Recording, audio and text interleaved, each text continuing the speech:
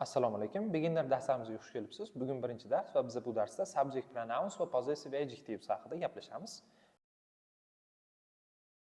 Subject pronouns bu I, you, we, they, he, she, it degan so'zlar. I degani bu o'zbek tilida men degan ma'noni bildiradi. You degan so'zimizda ikkita ma'nosi bor. Birinchi ma'nosi sen, ikkinchisi sizlar.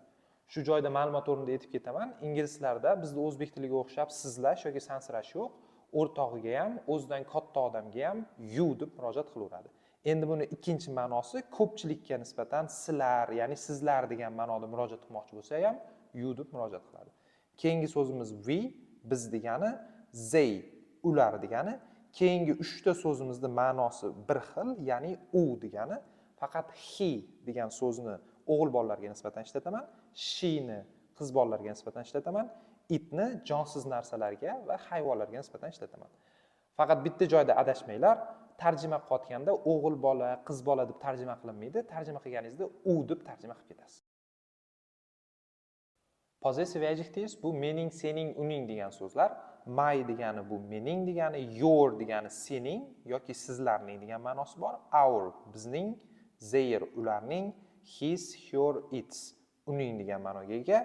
His ni o'g'il bolalarga nisbatan ishlatamiz, her ni qiz bolalarga nisbatan ishlatamiz, its bu jonsiz narsalarga va hayvonlarga nisbatan ishlatiladi.